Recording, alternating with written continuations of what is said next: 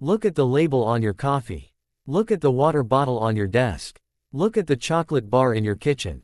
You think you're making a choice, but in reality, you are living in a world owned by one single entity.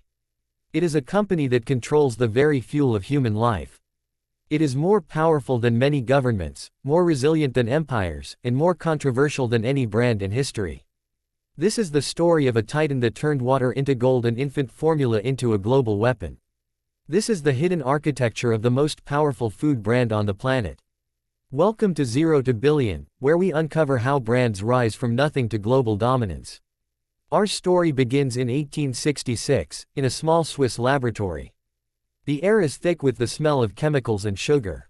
Henri Nestlé, a pharmacist with an obsession for science, is watching a crisis unfold. Babies are dying of malnutrition because mothers cannot breastfeed. Henri isn't looking for a business empire, he is looking for a solution to death.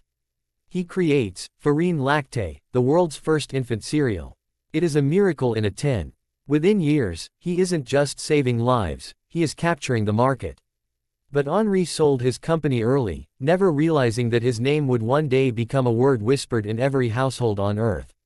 The foundation was built on life, but the expansion would be fueled by something much more aggressive: pure, unadulterated conquest.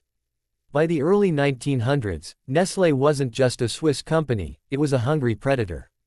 While the rest of the world looked at the chaos of World War I as a tragedy, Nestlé saw it as an opportunity. They secured massive government contracts to feed soldiers. Suddenly, Nescafé wasn't just coffee, it was a wartime essential. Every soldier who returned home was now an addicted customer. But this was only the beginning. The strategy was simple: find a basic human need, brand it, and own it. They moved into chocolate, milk, and eventually, the most precious resource on the planet, water. What happened next changed everything. In the 1970s, the brand faced a scandal so massive it almost brought the titan to its knees. They were accused of aggressively marketing baby formula in developing nations, leading to a global boycott. Critics claimed the company was prioritizing profits over infant lives. The world was shocked. But instead of retreating, Nestlé did something that defined their corporate DNA: they evolved. They didn't just survive the scandal, they mastered the art of public relations and continued their march toward global ubiquity. This decision shocked the entire industry. While other companies would have folded under the pressure of a global boycott, Nestlé doubled down on their supply chain, becoming so integrated into the global economy that they became too big to fail.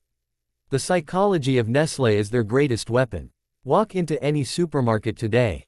You see hundreds of different brands, different colors, and different price points. You think you have a choice. You don't. From KitKat to Perrier, from Maggi to Purina, Nestlé owns over 2,000 brands. They have mastered the illusion of choice. They don't just sell you food, they sell you the convenience of modern life. They understand that if they can control what you eat for breakfast, what you snack on at work, and what you feed your pets at night, they own your entire lifestyle. They are not just a food company, they are a data company that knows exactly what the human palate craves: salt, sugar, and fat. But power on this scale comes with a dark shadow. Nestlé's hunger for growth led them to the blue gold, water. The company's former CEO once famously suggested that the idea of water being a human right was extreme. They began buying up springs in drought-stricken areas, bottling the water, and selling it back to the public at a 1,000% markup. It was a move of pure, cold brilliance and terrifying corporate ego. They realized that in a world of declining resources, the person who owns the tap owns the people. This wasn't just business, it was a play for ultimate influence.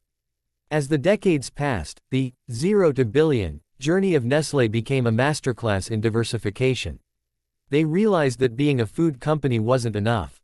They moved into skincare, health science, and even medical nutrition.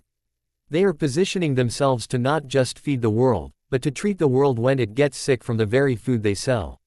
It is a perfect, closed-loop system of profit. Every time you think Nestlé has reached its peak, they find a new frontier.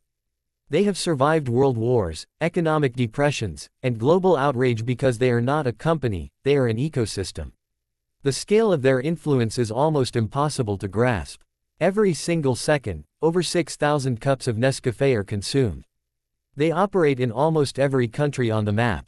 Their logistics network is more complex than the Roman Empire's roads. But at the center of this web is a simple, chilling truth: Nestlé has mastered the art of being invisible while being everywhere. You don't see the Nestlé logo on every product, and that is by design. They want you to feel a connection to the local brand, while the profits flow back to the Swiss fortress.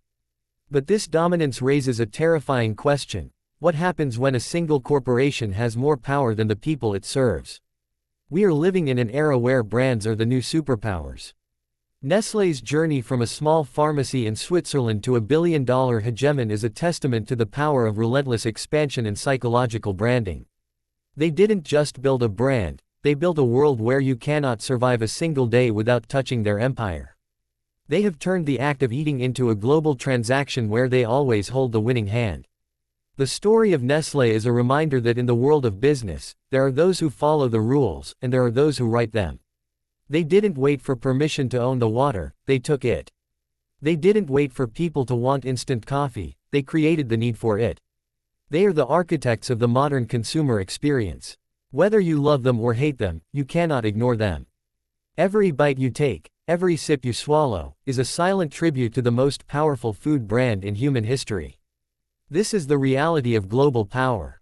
It isn't always found in government buildings or military bases. Often, it's found in the aisles of your local grocery store, hidden behind a friendly logo and a familiar taste. The journey from zero to a billion isn't just about money, it's about control. And in the game of control, Nestlé is the undisputed king. This is zero to billion, where stories turn into lessons. Every empire starts with a single idea, but only the most ruthless survive to see the end. If you want to understand the hidden forces that shape our world and the brands that own our future, you are in the right place. Subscribe and become part of the journey.